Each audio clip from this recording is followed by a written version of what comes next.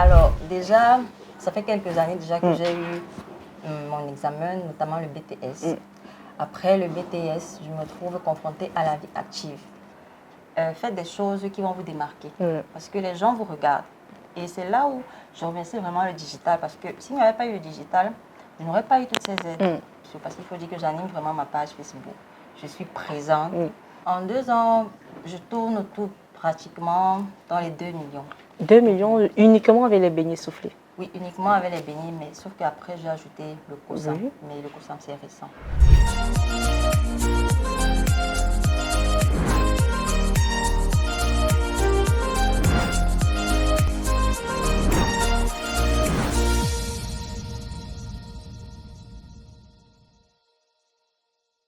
C'est le mois de la femme et nous célébrons les femmes justement. Et aujourd'hui, nous recevons Maria Billon qui nous a fait honneur de sa présence.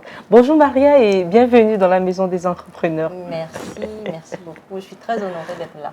Alors, tu te retrouves confrontée à la vie réelle sans expérience, mais tu réussis malgré tout à t'en sortir. Alors, dis-nous quelle est l'histoire derrière, comment est-ce que tu as fait pour t'en sortir, quelles sont les différentes barrières que tu as traversées?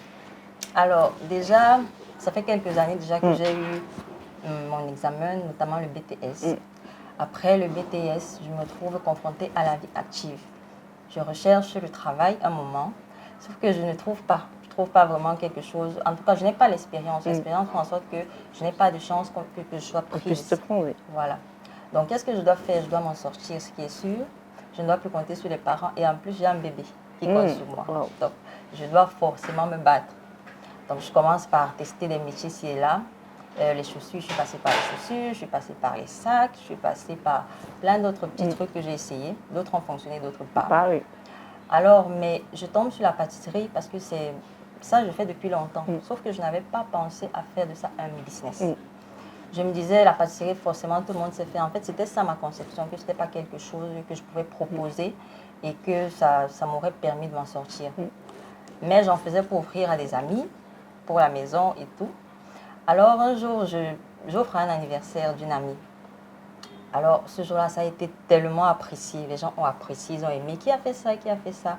Elle dit, c'est une amie, je peux vous passer son contact. Alors, c'est comme ça qu'elle m'appelle. Est-ce que je peux nous faire encore d'autres beignets? Je dis, non, c'était un cadeau. C'était juste un cadeau. Je ne vends pas ça, en fait. Elle me dit, mais il faut peut-être y penser. Parce que les gens sont vraiment intéressés. Mais est-ce que, même si tu ne vends pas, est-ce que tu peux prendre quelques commandes pour les amis qui ont demandé pour leur anniversaire? J'ai dit, il n'y a pas de souci. Mais elles vont avancer parce que je n'ai pas de fonds. Vraiment, je n'avais pas de fonds pour ça. Elles étaient d'accord. C'est peut-être une dizaine de personnes. Elles étaient d'accord pour avancer. C'est donc comme ça qu'elles me font des avances.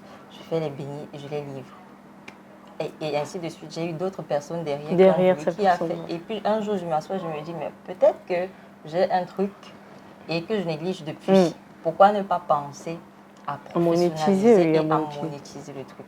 Donc c'est comme ça que je lance les beignets soufflés. Donc c'est là où est né Good Bems. C'est là où est né Good. Mais est-ce qu'il y a une histoire derrière ce nom? Comment est-ce que tu trouves le nom même déjà de ce projet-là? Alors, le nom part d'une discussion familiale. Un jour, dans notre groupe de famille Facebook, je dis à mes frères, les gars, vraiment, il y a un truc qui est en train de se passer là pour moi. Il y a les gens qui aiment les beignets, mais je ne sais pas c'est quel nom je vais donner à ces beignets. Ils me disent, gars, quand on veut manger les beignets, parce que là on parlait théâtre, c'est le langage des jeunes. Quand on va au bénétariat, on dit BEMS. Pourquoi ne pas employer ce jargon et mettre BEMS? Maintenant, le fait que les gens aiment et que ce soit bon, trouvons un mot anglais qui va matcher ensemble. Et puis c'est comme ça que Good Bems est né. Ah, waouh! Est-ce que durant la période sombre de ta vie, tu as eu un déclic, une motivation qui t'a réellement poussé à te dire, voilà, il est temps vraiment de monétiser ma passion? Quel a été vraiment ce déclic-là? Le déclic principal, la vérité, c'était mon fils. Parce que j'ai un enfant qui compte vraiment sur moi et je me disais qu'il ne doit pas se réveiller, qu'il n'ait pas de lait, qu'il n'ait pas de quoi manger ou en fait, il ne doit pas manquer de quelque chose. Il n'a pas demandé à venir en même temps. Donc, il est là, je dois l'assumer et il ne doit manquer de rien. Et je dois l'assumer sans forcément passer par des trucs bizarres, c'est-à-dire aller dehors, faire n'importe quoi en tant que jeune fille. Donc, il fallait absolument que je trouve quelque chose. Donc, je voulais garder quand même une dignité. C'est vrai que quand j'ai commencé, autour de moi, c'était les railleries. Ah, tu vends les beignets. Après le BTS, tu vends les beignets. Tu es sérieuse, ça ne va pas fonctionner. Attends, qui va acheter tes beignets? Vendre les beignets en ligne, est-ce que ça sonne pas bien? Sens, Oui, ça n'a pas de sens. Je lui ai laissé. Ça va seulement faire quelque chose. C'est comme ça que j'ai continué. Au début, on n'y croyait pas parce que mes proches n'ont pas acheté au début. C'était vraiment des personnes étrangères. Comme je vous ai dit, les amis, des amis, des amis. D'ailleurs, on gagnait un client derrière un ami qui ramène un autre. Au début, c'était beaucoup le bouche à oreille. Donc, tel a goûté chez tel, on passe le contact qui passe la commande. ainsi de suite. C'est donc par la suite que j'ai créé ma page Goodbem, c'est que j'ai commencé à communiquer dessus. Beaucoup avec l'aide de Marc-Karine, parce que je l'avais contacté sur la page pour faire goûter. Parce que et vraiment, à cette période-là, j'avais vraiment besoin de quelqu'un qui me parle. J'étais vraiment perdue. J'étais perturbée parce qu'avec le bébé, il n'y a pas de travail, il y a la pression de la maison. Qu'est-ce que tu fais au milieu de tout ça? Je ne savais pas. Alors, quand je lui ai écrit cette nuit-là, elle a accepté de me voir. Je suis venue ici avec un paquet de beignets à goûter pour elle. Et ce jour-là, elle a apprécié. Elle m'a écrit le lendemain, elle me dit, est-ce que tu as une page? Je dis non. Est-ce que tu as un logo? Je dis non. Elle me dit, mais tu n'as rien. Comment est-ce que tu vas? Tu comptes me dire, c'est comment? Tu as un talent de ce côté-là. Vas-y, fonce. Donc, c'est comme ça qu'elle me donne certains contacts qui m'aident à faire les logos et autres. D'ailleurs, je lui dis grandement merci pour ça parce qu'elle m'a mis sur le chemin. J'ai continué à travailler et je continue à le faire. Alors, mais est-ce que lorsque tu venais rencontrer justement Marthe Carré, est-ce que tu avais un objectif derrière? Est-ce que quand tu venais avec tes beignets, tu savais que peut-être cette occasion devait changer ta vie et c'était peut-être une façon pour toi de saisir l'opportunité qui s'ouvrait à toi? Alors, je n'étais pas sûre, mais il y avait quelque chose qui me disait, vas-y. Ouais. Vas-y, tu ne sais pas ce qui va se passer, tu n'as rien à perdre en tout cas. Donc, vas-y, fais goûter. Elle ne m'a pas demandé de faire goûter. Vraiment, je suis venue avec ça. Je lui ai dit, je veux te faire goûter. Je ne veux pas que tu achètes. Je veux juste que tu goûtes, c'est tout. C'est juste ça. C'est juste ça. Et je savais que, comme je la suis sur Facebook, elle parle bien en tout cas. Je me retrouve dans ce qu'elle dit beaucoup de fois. À plusieurs reprises, je me retrouve dedans. Donc, je savais que quand elle va goûter, forcément, elle va me dire quelque chose qui va déclencher. Oui, il fallait qu'elle goûte. Et quand elle a goûté, elle a apprécié. Je me suis dit, waouh, finalement, cette affaire de béni, c'est pas n'importe quoi en fait. En fait, tu as compris que derrière ça, tu pouvais vraiment monétiser si elle apprécie. Il faut que je me concentre bien et que je professionnalise vraiment. Ça peut faire quelque chose. Mais comment est-ce que tu fais pour avoir son contact? Son contact, peut-être c'est un miracle. Parce que lors de son live, un live Facebook, je venais de savoir qu'elle était par une page d'une autre influenceuse. Bon, pas une influenceuse, mais elle est entrepreneur parce que je suis beaucoup les entrepreneurs et ça me passionne beaucoup. Ce jour-là, il y avait les liens des groupes WhatsApp. En tout cas, les groupes WhatsApp, j'ai intégré tous les groupes WhatsApp. Est-ce que je peux dire même tout parce que les gens peuvent faire la même chose? Il n'y a pas de souci. D'accord. Quand j'intègre les groupes WhatsApp, je me mets à lister tous les numéros. Oh. Premier groupe, je liste les numéros. Je constate d'abord que pratiquement tous les numéros de l'entreprise. Oui, ils sont. Oui, ils sont. Mais je ne vois pas, il n'y a pas quelque chose qui me dit que c'est son numéro parce que c'est vraiment son numéro personnel que je cherchais. Parce que je me disais, si j'entre en contact avec elle, ça peut changer. Voilà. Cette nuit, c'était la nuit, hein. Il était peut-être 21h après son live. Je crois qu'elle était encore au Canada, quelque chose comme ça. Non, elle est au Cameroun parce que je l'ai rencontrée ici. Quand j'ai fini le listing, je suis tombée sur un numéro après avoir fouillé peut-être tous les groupes. Quelque chose me dit que c'est son numéro. Que contact. Essayons voir. Essayons voir. Donc, il n'y a rien à perdre. Essaye ce numéro-là. C'est comme ça que je lui ai écrit. Et je n'y croyais pas vraiment parce que l'heure était quand même bizarre. Il était 22h. Mais je savais que je dois lui écrire avant de dormir. Je ne sais pas pourquoi, mais je dois lui écrire avant de dormir. Quelque chose me disait, écris. C'est donc comme ça que je lui ai écrit. 22h et puis je reçois sa réponse. Je dis, oh, elle m'a répondu, c'est elle. Elle me dit, ok, viens lundi, voilà le numéro de ma secrétaire. Je dis, oh, c'est vraiment elle. Je ne me suis pas trompée. J'étais tellement contente. Elle m'a répondu. Le lendemain, je suis venue, elle m'a reçue dans son bureau. J'étais très émue, vraiment, parce que c'est quelqu'un que j'admire beaucoup. J'étais très émue. Quand elle m'a reçue, je lui ai donné le paquet, elle a goûté, puis elle m'a fait son retour, elle m'a encouragée et elle m'a mis sur la voie. Alors, s'il fallait justement donner un nom à cette histoire, qu'est-ce que tu vas dire? Résilience, courage, opportunité? Comment est-ce que tu peux décrire justement? Parce qu'à partir de là, ça a été quand même le déclic. Tout est parti de ta volonté à vouloir causer avec elle, de te dire, voilà, peut-être c'est ce déclic qu'il me faut. Mais justement, pour arriver à ça, tu as bataillé, entre guillemets, Entre parce que guillemets. tu as dû entrer dans les Les groupes, groupes, tu as dû fouiller tout, plusieurs que ce soit groupes. Telegram, que ce soit WhatsApp, j'ai tout fouillé. Est-ce qu'on va dire que c'est cette abnégation qui aujourd'hui t'a conduit où tu es? Je pense que oui, beaucoup. Parce que j'ai eu beaucoup de volonté. C'est quand même pas facile de fouiller tous les groupes WhatsApp. Tous Et groupes pour les groupes, je Telegram, reconnais qu'il y en et a les assez. numéros. Il y en a Et vraiment. les listings. Parce que dans ma tête, je recherchais un numéro canadien. Oui. Il y en a, Il y en a il y en tellement. a tellement. Il y en a Comment tellement. tomber sur son numéro à elle? Je ne sais même pas comment est-ce que c'est ce numéro-là et pourquoi c'est ce numéro que j'ai choisi. Mais je sais que ce jour-là, je lui ai écrit une seule fois et c'était son numéro. Et c'était son numéro. Je crois que peut-être c'est mes prières, Dieu a vu que, parce que je crois en Dieu, peut-être Dieu a vu qu'il était temps que quelque chose se passe pour moi. Du coup, il faut prier, mais également il faut se donner les moyens de réussir. Il faut se donner les moyens, il faut avoir beaucoup de volonté. Parce que on t'écoute. Et lorsqu'on t'écoute et que tu te donnes des moyens, tout va mieux. Alors, quelle est donc cette particularité que nous offre Good Beans? Alors, la particularité de Good Beans, c'est que c'est fait sur commande. Contrairement aux boulangeries, je ne fais pas une mauvaise publicité.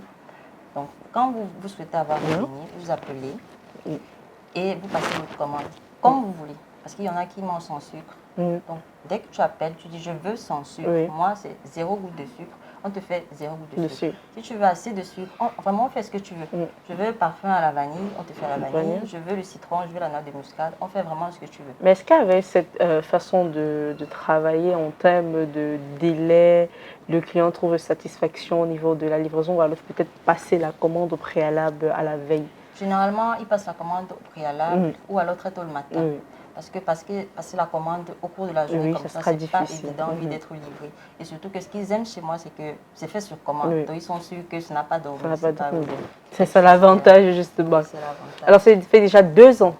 2 ans que tu t'es lancée. Ça fait 2 ans que je me suis lancée de façon professionnelle parce qu'avant je le faisais mais c'était vraiment pour manger. Je le faisais, parce qu'il faut dire les vérités. Je le faisais vraiment quand je me dis pour faire plaisir à des amis. Je suis un peu trop foirée ou alors je dois faire plaisir à un ami, là je le fais. Mais de façon professionnelle, ça fait 2 ans que tu t'es lancée. Il y a le logo, il y a les étiquettes, il y a les sachets.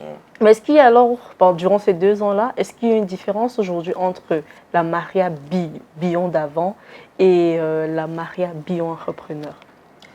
Oui, il y a beaucoup de différences. La Maria Billon d'avant, ce n'est pas celle qu'elle est là aujourd'hui. Celle qu'elle est là aujourd'hui, elle est patiente, elle est persévérante, elle comprend, elle va en face des gens parce que c'est Maria Billon d'avant, c'est quelqu'un de très timide, qui a peur de la foule, qui ne s'approchait pas trop des personnes, qui aimait trop rester dans son coin, son petit monde à elle. Son petit monde tranquille.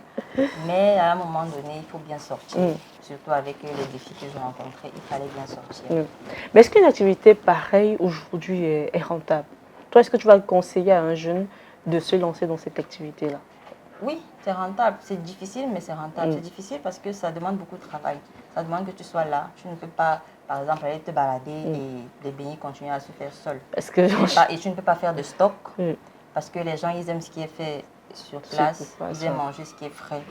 Donc, c'est difficile dans ce sens-là. Mais sinon, c'est rentable. Quand tu fais bien, c'est rentable. Les gens n'ont pas de problème de prix. Quand c'est bien fait, c'est rentable. Ils sont prêts à acheter, à donner mettre le moyen. Voilà. Alors, en 2 ans, quel est ton chiffre d'affaires? En 2 ans, je tourne autour pratiquement dans les 2 millions. 2 millions uniquement avec les beignets soufflés? Oui, uniquement avec les beignets, mais sauf qu'après, j'ai ajouté le croissant. Mais le croissant, c'est récent. Alors, parle-nous un peu du croissant. Comment est-ce que ça se passe? Également sur commande? Le croissant, c'était pas sur commande. Le croissant, c'était pas sur commande. Je faisais en petite quantité parce que ma volonté, c'était vraiment de rester dans le frais. Pas ce qui a mis trop long. Ce qui fait que quand j'ai lancé la vague, c'est récent, ça date de décembre. Donc j'ai commencé par des tests parce qu'il fallait que les gens goûtent les types de lait. Parce que j'ai testé plusieurs types de lait. Parce que je voulais vraiment la qualité. Moi, je pense que c'est ma marque de fabrique. Je veux offrir ce qui est bien, même si les gens pensent que c'est un peu cher. Mais je veux maintenir ce standard-là. Donc j'ai goûté, les gens ont apprécié. C'est là où je me suis lancée dans le croissant. Et du coup, on est à 2 millions de chiffres d'affaires grâce aux beignets soufflés. C'est du waouh! Oui, parce que les gens m'ont beaucoup aidé, parce que j'ai aussi oublié de le mentionner. j'ai commencé comme ça, mais en chemin, il y a une dame qui m'a... Je ne savais pas qui elle était, parce qu'elle a vu Elle a vu beaucoup de volonté sur les réseaux sociaux, parce qu'il faut dire que j'anime vraiment ma page Facebook. Je suis présente. Alors, une fois, elle m'a passé une commande, c'était 10 000. Elle est venue me voir, elle a récupéré son lot et puis elle m'a remis sa carte. J'étais une autorité. Le jour suivant, elle m'a appelée. Elle me dit, qu'est-ce que je peux faire pour toi? Je lui dis, madame, je ne sais pas. Elle me dit, qu'est-ce que tu as besoin de quoi? Je lui dis, j'ai besoin de sacs de farine parce que vraiment, je n'avais rien. J'achetais vraiment les trucs au détail, le sucre au détail, tout ça en détail. Elle me dit, tu veux quoi? Je dis, bon, si vous pouvez m'aider peut-être avec un sac de sucre. Parce qu'il faut dire que j'avais peur de lui donner un gros montant. Et après, oui. Je lui dis, madame, ce que vous pouvez faire pour moi, moi je prends. Même si c'est combien, je prends avec les deux mains. Elle me dit, ok, passe-moi ton compte OM. Elle me fait un dépôt de 100 000 francs. Waouh! Une femme que je ne connais pas. Elle a juste fait une commande chez toi, elle a vu tes publications. Je ne pense même pas que ce soit elle qui a vu, parce qu'elle m'a dit que je ne suis pas sur Facebook, moi je suis sur LinkedIn. Oui. Mais il y a une personne qui t'a vu, qui t'a repéré, et cette personne m'a dit, il faut qu'on accompagne cette fille. Wow. Je ne sais pas pourquoi, mais cette fille, elle a quelque chose, il faut qu'on l'accompagne. Donc c'est comme ça que je t'ai contactée. Et quand tu m'as livré, j'ai senti quelque chose, je ne sais pas pourquoi, mais je t'ai ressenti. Ouais. Donc je me suis dit, il faut que je t'aide. Donc c'est comme ça que cette dame-là, elle me donne 100 000 francs qui me permet d'acheter et les sacs de farine et les cartons de lait dont j'ai besoin et ainsi de suite. C'est comme ça que je me lance. Wow. Et après, elle a continué à passer les commandes pour les réunions des bureaux dans les ministères et tout ça. Elle continue et elle achète. Donc vraiment, c'est une femme qui t'apporte un plus et pourtant... énormément. Énormément. Et il faut toujours dire merci à ce genre de personnes. Ce qui fait que ce décembre ici, je lui ai fait quand même un cadeau. Parce qu'il faut, quelle que soit, c'est une personne qui a, mais c'est toujours nécessaire de dire merci. De montrer à la personne qu'on reconnaît quand même ce qu'il nous apporte. Elle a fait quelque chose de bien, on lui est reconnaissant éternellement. Et je lui ai dit, je le lui redis encore, même si je ne peux pas citer son nom, elle aime quand même l'anonymat. On comprend. Alors, c'est vraiment important, mais est-ce que durant ton parcours entrepreneurial, tu as eu à rencontrer des difficultés? Oui, récemment avec le COSAM, une énorme difficulté.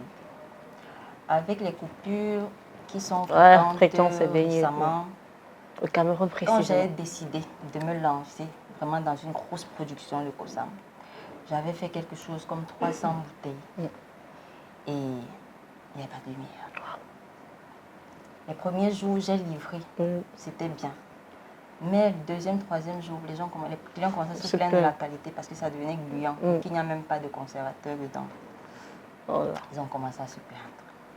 Je ne comprenais pas qu'est-ce qui se passe. Mais les températures dérangent parce que le COSAM, c'est quelque chose de fragile. Tous les produits laitiers, quand ce n'est pas bien conservé, oui, ça se gâte. Quand j'ai ouvert les bouteilles, alors tu as compris ce qui se passait. J'ai compris qu'il fallait tout verser. Et là, c'est une perte énorme. Énorme. Je n'ai pas encore pu me relever de cette chute parce que vraiment, c'était le premier investissement, le premier gros investissement du côté du COSAM. Donc ça me secoue encore, mais bon, ça va aller. Ça va aller parce que l'entrepreneuriat, c'est aussi ça, des échecs, parsemés des réussites. Oui, on ne pleure pas, ça va aller. Mais c'est comment tu réussis à gérer ces différents échecs-là, comment tu réussis à forger ton mindset pour toujours aller loin et te donner la force de continuer? Je lis beaucoup ceux qui ont échoué. Parce que ça aide aussi de te dire, telle personne a fait ci, ça n'a pas marché, mais elle n'est pas morte. Elle n'a pas abandonné pour autant. Elle a continué. Elle ne s'est pas laissée abattre par ci ou ça. Parce que je suis les gens qui disent, j'ai perdu 10 millions, j'ai perdu tant, j'ai perdu ci. Tu te dis, mais si cette personne-là s'est relevée de ça, 10 millions, pourquoi pas moi? Ça n'a pas atteint quand même le million, mais tu te relèves, tu continues. Alors pour toute cette femme-là qui nous écoute, qui est Maria Bion. Maria Bion, c'est une jeune qui se dit entrepreneur. C'est une jeune maman. C'est une personne qui persévère récemment, qui conseille aussi. Parce que au travers de ma page, j'ai des gens qui m'écrivent. Maria, on voit que tu es jeune, comment tu fais? Comment est-ce que tu as commencé? Quel conseil est-ce que tu peux nous donner? Comment est-ce que tu gères ta page? Donc Maria Bion, c'est celle-là qui je suis ouverte. Donc moi, on m'a accompagnée. Et j'accepte d'accompagner qui veut bien venir vers moi, je n'ai pas de problème. Alors, Maria Bion est jeune, mais elle a quel âge? Maria Bion a Elle l'a eu Oui. en novembre dernier, 30 ans. Waouh! On va terminer avec un conseil. Un conseil à toutes ces jeunes femmes-là qui nous regardent et pourquoi pas désirent aussi lancer leur activité et trouveront forcément une source de motivation en toi. Un conseil, Oui. je vais leur dire de ne pas avoir peur, parce que la peur paralyse. Quand tu sais que tu n'as pas le choix, il faut te lancer. Il ne faut pas avoir peur. Commence, parce que si tu ne commences, tu ne sauras jamais si ça aura marché ou pas. Commence, même si tu échoues, ce n'est pas grave. Continue, mais commence quand même. Parce que si tu ne commences pas, comment tu vas savoir que peut-être tu avais un trésor entre tes mains? Donc, n'ayez pas peur, commencez. Même si vous n'avez pas d'argent, faites des choses qui vont vous démarquer. Parce que les gens vous regardent. Et c'est là où je remercie vraiment le digital. Parce que s'il n'y avait pas eu le digital, je n'aurais pas eu toutes ces aides. Donc, vraiment, si vous avez la possibilité, n'utilisez pas seulement Facebook pour faire les pages de Japap et tout. Vraiment, concentrez-vous. Montrez ce que vous savez faire. Même si vous n'avez pas d'argent, montrez ce que vous savez faire. Des gens peuvent vous venir en aide. C'est très important. C'est le mois de la femme, vous l'avez compris les amis, et on va toujours rester dans cette mouvance pour célébrer la femme, pour célébrer ces dames-là qui sont à l'honneur, qui continuent de se démarquer. Mercredi, nous avons célébré les femmes et nous continuerons toujours durant ce mois de mars. Bonne fête à vous. Bonne fête. Pour un séjour calme et agréable à Abidjan et à Douala, choisissez MC Home, votre nouvelle agence immobilière. Nous mettons à votre disposition des appartements meublés ultra-modernes au bord des routes principales. Bénéficiez d'un cadre sécurisé, entièrement équipé avec une couverture Internet haut débit pour un séjour inoubliable.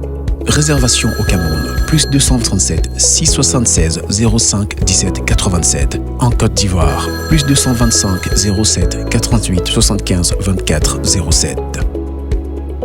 MC Home. Faites comme chez vous.